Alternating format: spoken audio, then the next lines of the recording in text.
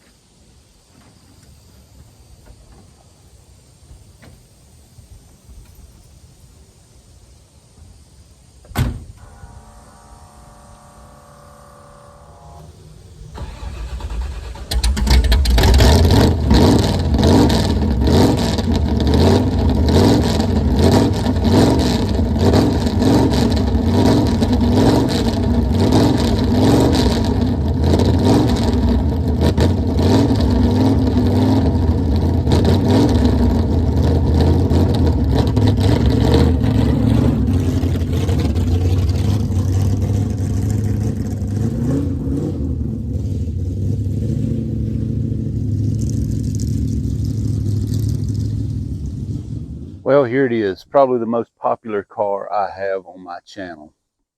Our 1963 Ford Galaxie 500. If you have not seen this car, you won't have to scroll back many videos to find it. The full history on this car is there. I'm actually the second owner of this car. The car's been raced since new. The whole story is on my YouTube channel. But as you could see when I started it up, this car has sat since I had my surgery about 4 weeks ago now.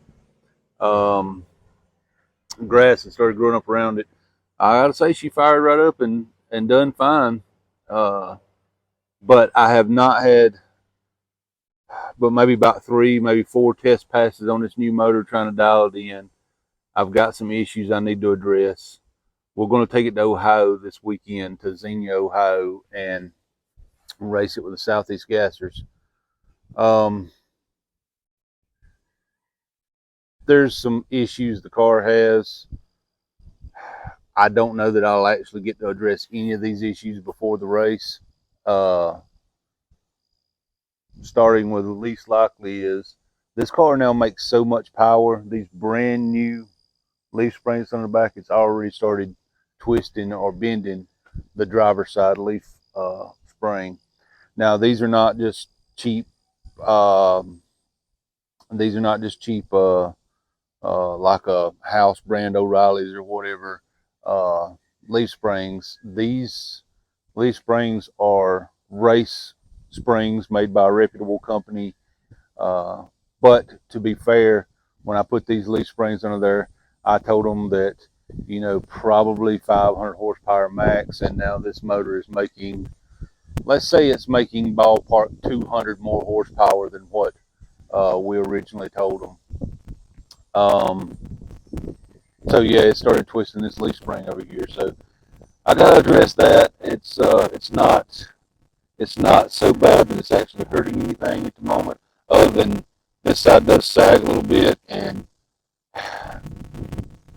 Southeast Gassers, to be legal, they have a ride height rule for the super stock car. So I will have to probably for that race air shock the back of it to get it up there. I'm not going to Ohio to try to win the race. I'm going to treat it as a test pass to tweak on this engine a little more.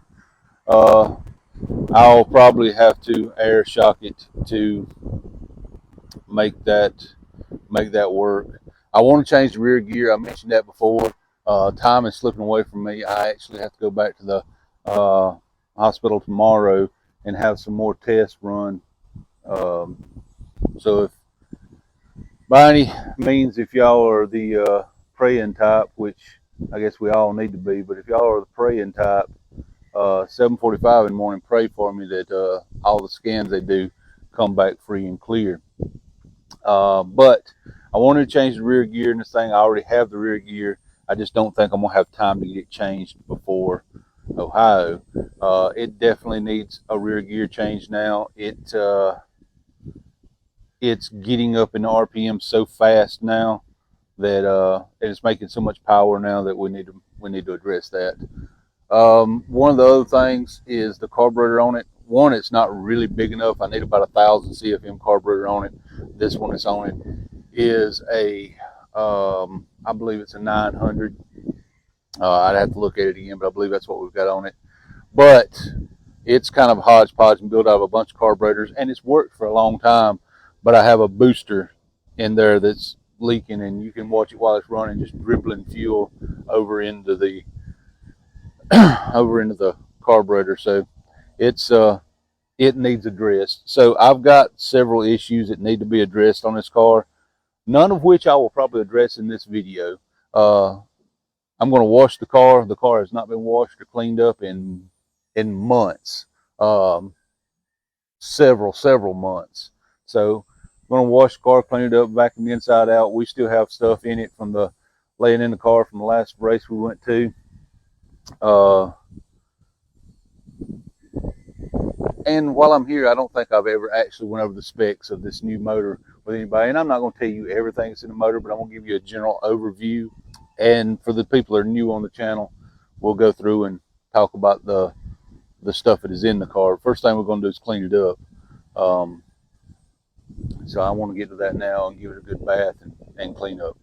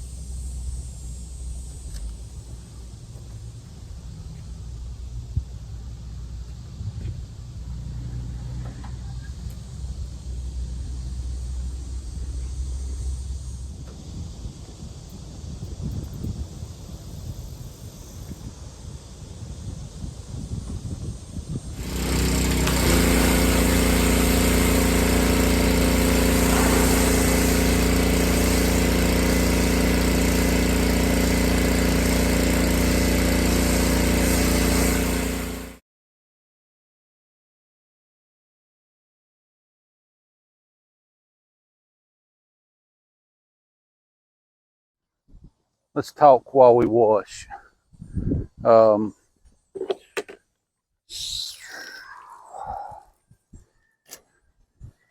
This car right here was bought for a purpose and really has slowly become part of the family.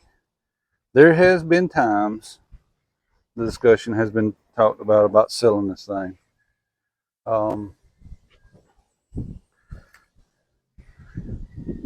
You know, like anybody else, I've got bills, and bills need to be paid.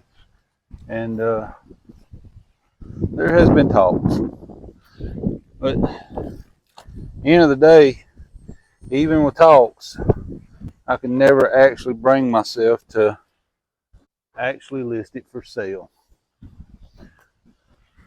But there has been talks. Now, pros and cons of that are, one, it would go a long way to pay off some bills, but then I wouldn't have it anymore. Pretty well sums it up. This car has become part of the family, and honestly, in the area I live in, has gained a pretty good reputation and has become a favorite of a lot of people around here that have seen it really race to its potential. If you've seen it race locally, you know the car is faster than what you've seen it race anywhere else. I'll just kind of leave it at that. And there's reasons for all of that. You know, I don't think me not selling it is because I just want to keep it and have it. I think me not selling it has more to do with the fact that my goal was to preserve its history, and I don't know if anybody else would do that. But I see this car getting further and further away from the history that I was trying to preserve with it. So I want to take it back to what it was. I want to take it back to the way Melvin had it when he raced it. And after this season is over, we're going to put all the parts back on it like Melvin had on it in the 60s when he raced it. That's the go-to plan right now. There's also a part of me that I love supporting my community. And there's a lot of local races that I have done and I want to continue to do. And the car, again, we'll say the car performs differently. Trying to be very careful here because people misunderstand and misconstrue things that I say. It's just that I want to support my community and do more local stuff. I want to take this car back to the way it was in the 60s, back to the way Melvin raced it. And I want to tag and insure it, and I want me and Melvin to go cruising around in it. That's where I'm going with it. And there is still going to be a lot of racing content with this car. Actually, there will be more racing content with this car. I've actually done more racing this year than I have probably in the past 2 or 3 years combined, and I haven't even touched the car in over a month. But not a lot of it has been put on YouTube out of respect for the group that I do race with. Me and Melvin are going to go ride around in this car a little bit. That's the end goal of this car. But that does not mean racing content will stop. Racing content will still be going. Actually, we will be doing more races with this car than what we have in the past. I've actually done more races this year with the car at local tracks than I've done all racing combined in the last 2 or 3 years. I thoroughly enjoy racing the local tracks. And quite honestly, if it boils down to it, with some of the health issues that I've had this year, I just want to spend more time with my family, and that is going to involve less traveling all over the country. There is some places I will still go. I will always go to races at Shadyside. I will always go there. Love that track. I will always, just as I did this year, although the trip home turned into a bit of a nightmare, Indiana has always been good to us, so we will continue to go to Indiana. This year, the trip home from Indiana got a little scary for us, but we will continue to go to Indiana. There is a couple of races that we will always, or a couple of tracks, I shouldn't say races, there's a couple of tracks that we will always try to go to. There is some very good stick shift classes that run locally to us. Anytime you see this car race, though, it's going to be heads up racing. You've heard enough of my insistent ramblings while I wash the car, so let me get in here and finish cleaning up the car. We'll go over some of the specs on this engine too, talk about some of the things that's done to it and some of the things that's going to change after this season's over with. So any of you guys that's followed the channel know that I am a factory, I like to use factory FE parts when I build a motor. And I have proven, if you go back and watch some of the old videos, I have proven that you can take Ford parts with Ford factory casting numbers and make really good power. And that's the lane I wanted to stay in. That I did not want to stray from that. Y'all have to excuse the wind. We've got a storm coming in, and I'm trying to get some of this done before the storm gets in. So hopefully the wind noise isn't too terrible. But I would have loved to stayed in that lane. Unfortunately, I got caught up, and momentary lapse of judgment, we took a hard right turn and we built a serious engine, and makes a lot of power now, hence the issue I talked earlier with the rear springs and stuff. I'm going to have to address that before long, but I'm going to get you in here and let you take a look at what we got. It still looks a lot like a factory motor. It's kind of messy under here now because we just got it put in not long before I had my surgery, and we were just starting to do some testing and trying to dial things in when all that happened. So none of it's been cleaned up yet. There's still kind of stuff everywhere, and that is definitely on the agenda. But let's look at it and look at what we've changed and what we've done, and how a momentary lapse of common sense can get you in deep quick. Let's pull the hood off and take a look at what we got under here. Honestly, we probably got a little water under here now since I just washed her up a little bit. And I recommend anytime you wash a car, the first thing you should do is then take the hood off and lay it on the clean roof.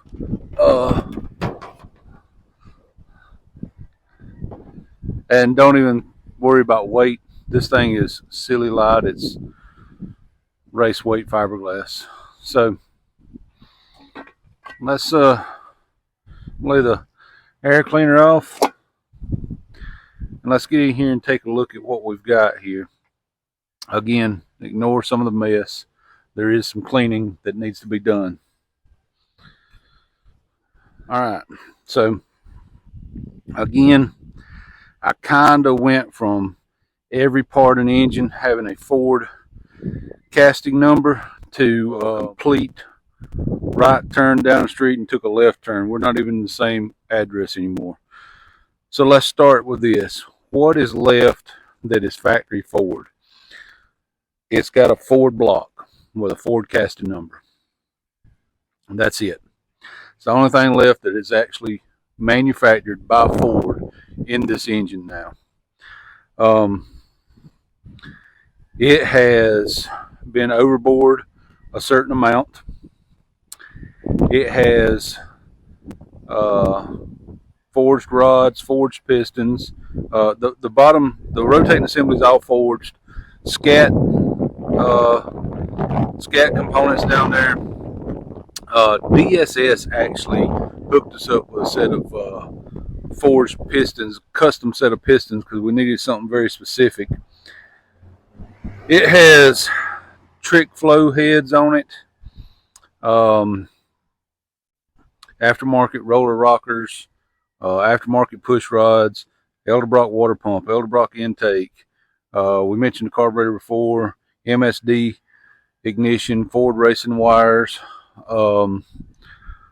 Moroso extra deep oil pan down there, MSD coil. It's got a 6AL box in it.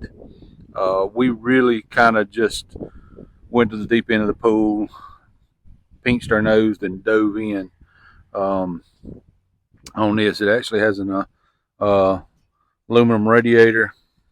Yeah, we kind of went over the top with it. Hooker super comp headers.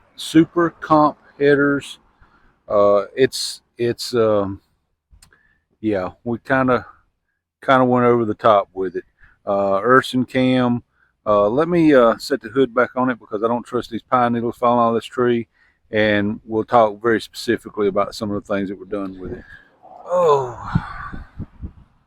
set my big gold Moroso air cleaner on there.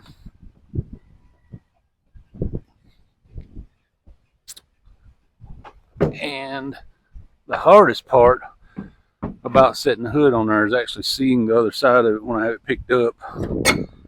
This hood weighs nothing and very easy to lift.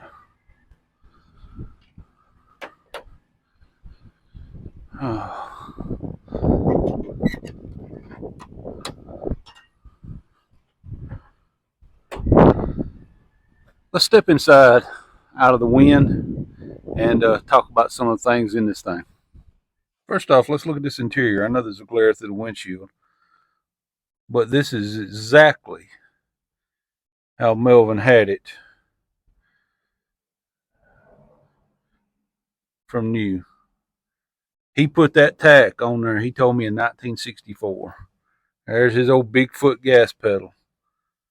Factory AM radio, factory clock, factory dash, glove box, I guess you'd say.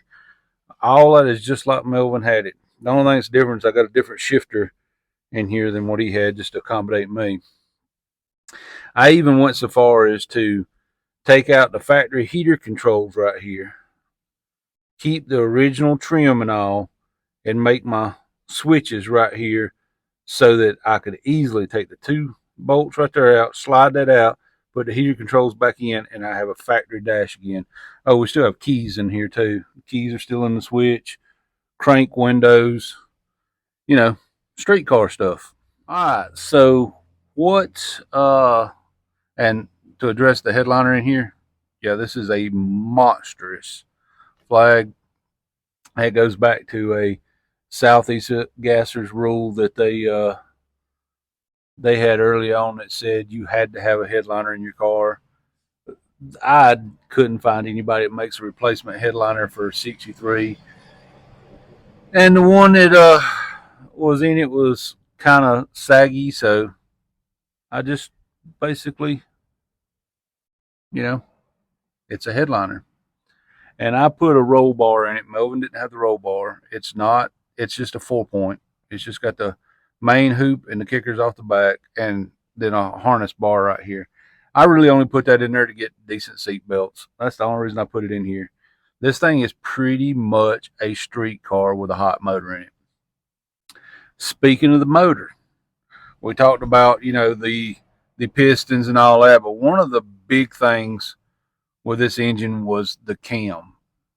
Anybody that's followed this channel for a long time knows I've always pretty much ran a Powell cam. Check out Powell Machine Shop. He's got a YouTube channel, Facebook page, all that stuff, website, Powell Machine Incorporated. The guy makes killer cams, and I've always used one of his cams. But through the course of conversation with this engine, I ended up talking to Urson. Urson told me that if this took a leap of faith on my part, Urson told me that if I'd cut down the compression a certain amount, we're not going to go into what the compression of this engine is, but if I'd cut it down a certain amount and allow them to have some more cylinder volume, that they would make more power. That was a leap of faith on my part, because we all know compression is horsepower. So they explained it that with modern cam profiles and the way they can now control the ramp and just a whole bunch of stuff, that if I would give them a chance, they would show me they can make more power. I took a leap of faith with them, knowing that no matter what, this engine, just based off of the fact of it's a lot more cubic inches, is going to make power anyway. So I took a leap of faith with them and gave them their leeway they asked for. So happy I did. This thing really makes power now. It's incredible how much power it makes. So the old way of thinking, where you need 15 to 1 or something along those lines to make big horsepower numbers, a lot of that is no longer necessary. And it came with, in conjunction with a lot of these new parts I put on here. So we're really going all in to go fast. And I started having some health issues, which I hope and pray to the good Lord they're all behind me now. But those made me think. Melvin's not getting any younger, neither am I. And I want me and Melvin to go riding in this car. So we're going to do a couple more Southeast Gasser races, but then I'm going to change some things on this car and make it a little more street friendly. We're going to put a tag and insurance on it, and me and Melvin's going riding. One of the things that I changed early on is this thing now has a high tower 4-speed in it, which if you look at them, look like a top loader 4-speed. Custom gear ratios, and at the moment it's running a 588 rear gear. That rear gear is changing due to the fact that we're making more power now, and I need the wheel speed. So that rear gear ratio is changing to a very custom ratio that is not, that part's going to be kept private. Nobody will ever know what gear ratio is in the back of this thing. All in an effort to make the car faster, but what I hope will make the car streetable at the same time. Now, when I say streetable, I'm not talking about being able to run at 80 miles an hour from here to the beach and all that. I mean, I should be able to cruise around town in it if I want to. So that is the 30,000 foot overview of the car. There's a few things that need cleaning up. That's the 30,000 foot overview of it, and hopefully it gives you an idea of what's going on. Now we just need to get it loaded up and on a trailer and ready to go to Ohio. Xenia, Ohio, this coming weekend. If you're in that area, stop by and see us with our streetcar, hanging out with at the races and going in there. And who knows, depending on how the week goes, maybe I'll tag an insure before Ohio.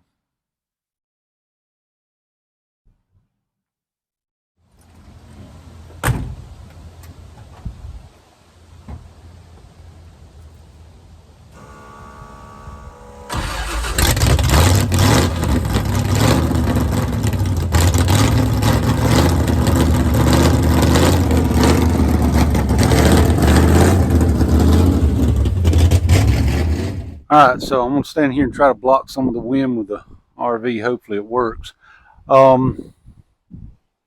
Getting ready for the race this weekend. There is a couple things I'd like to do. I really need to address that carburetor. That's probably one of the more important things. Tweak the timing just a hair, but one of the most important things is I need to address that carburetor issue, because that is going to cause me problems on the track. I just know it is. The other stuff can wait. If I have time, I will do them and I will address them. If not, it's not that big a deal. If you are in the Xenia, Ohio area, oh, the wind's going to blow the camera over here, I think. If you are in the Xenia, Ohio area this weekend, stop by, say hello to us.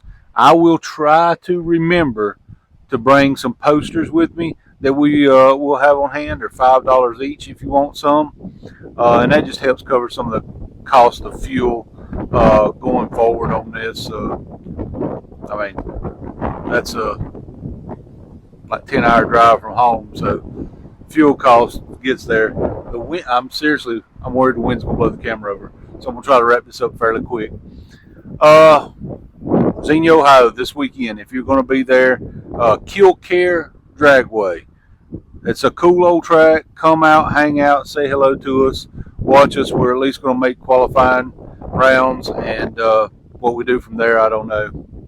But we'll be in the area all weekend hanging out, and depending on how the rest of the week goes, maybe I'll get a wild hair. Maybe we'll throw a tag on you just cruising around town there in Xenia. Who knows? Maybe, maybe not. But come out, watch some great racing, and get this camera before the wind blows it over. I may try to do some shorts. I don't know. But if I do some stuff to the Galaxie before the race, I'll probably just put it out in a video with race footage. So the next video you see will be all race stuff. This is more race prep stuff, even though the only prep I actually did was wash the car. But let's face it, that's really all this car actually needs is a good bath. But we're going to try to get the carburetor fixed before the race. I hope some of you can make it out. Again, we'll have some posters out there, $5 each if you want a poster to kind of help with gas money.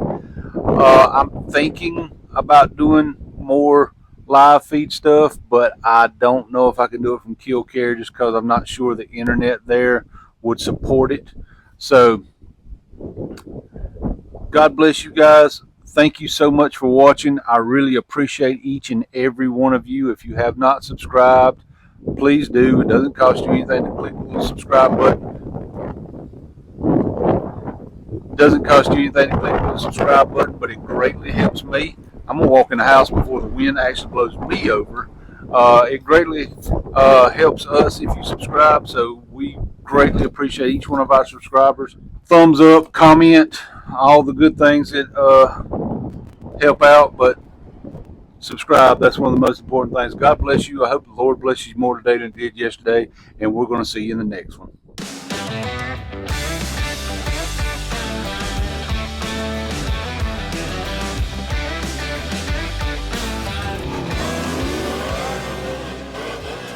I'd say he's a nut job.